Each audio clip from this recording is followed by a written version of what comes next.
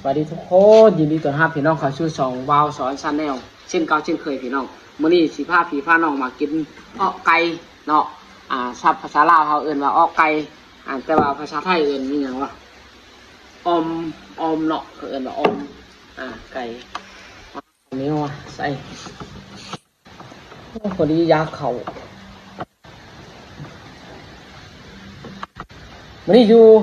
เพื่อนมื้อนี้นะบ่ได้อยู่หน้าเออยังไงโอเคเพื่อนเนาะ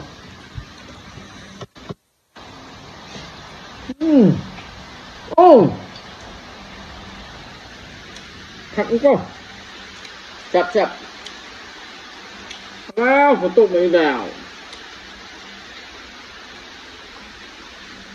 อืม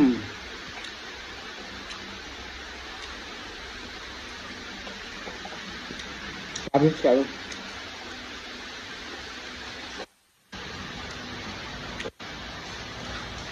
อันออมผักหนึ่งคือผู้แสบออมชิ้นไก่หนึ่งกินได้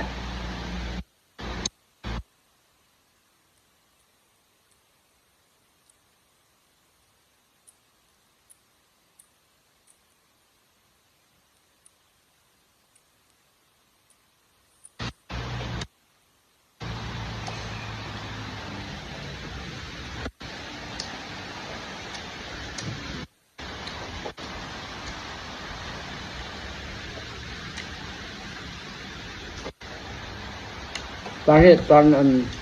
แกงทำอะไรทายให้พี่น้องผมนี่จะชุกเรามากิน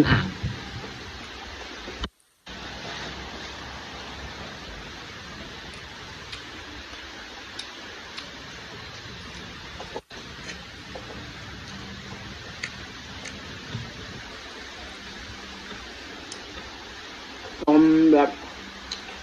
เจาะแบบน้ำหน่อยๆ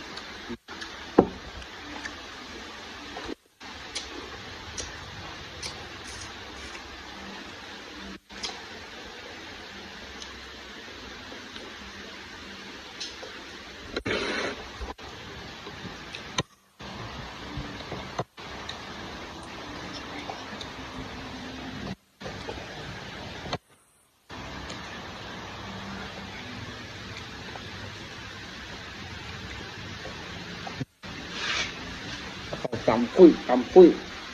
ครับ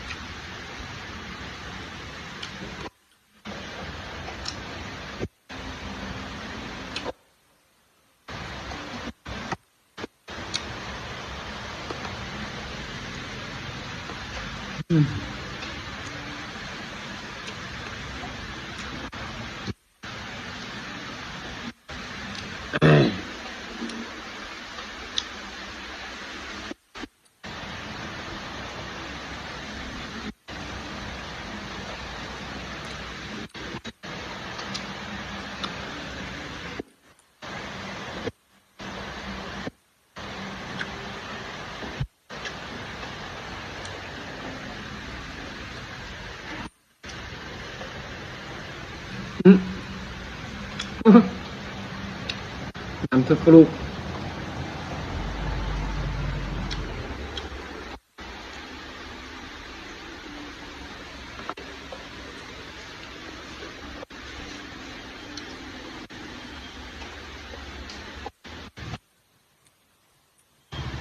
ต้องดูหนาได้พี่น้องเนาะที่ใส่หนูจับออก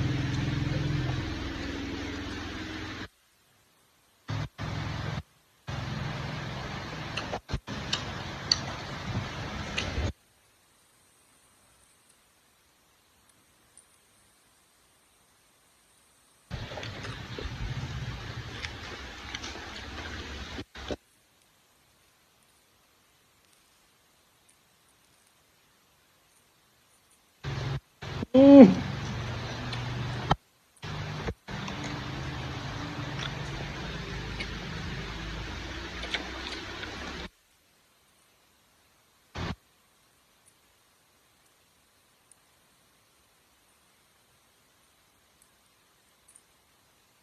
ออมข้าวโผ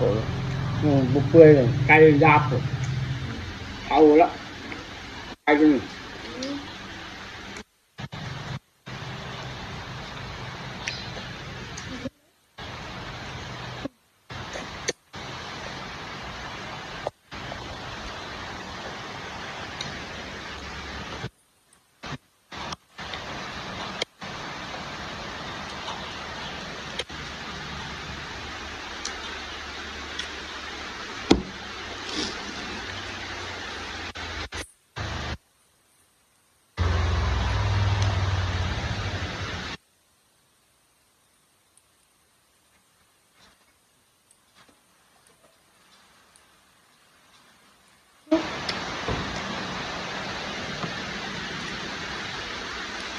รับไก่ตัวข้าวจะกินหนึ่งลูกเขาแห้ง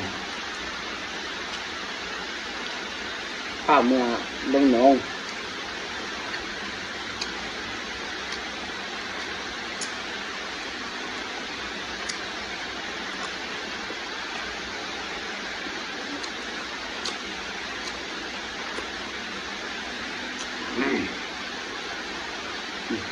นี่หัวไก่ได้หนึ่ง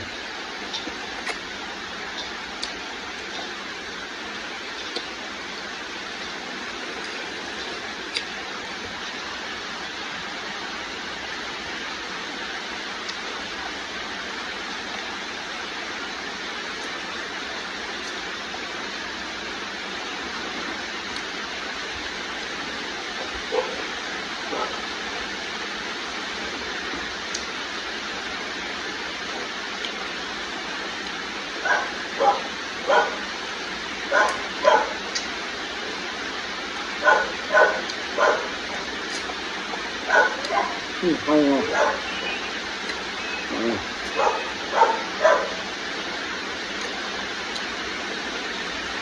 โอ้แซ่บพี่น้องเอาดีป่ะเอา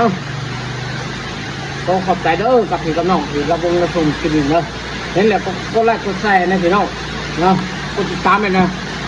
ทุกคนตกเลยนั่นคนไปเอาขอบใจบ๊ายบาย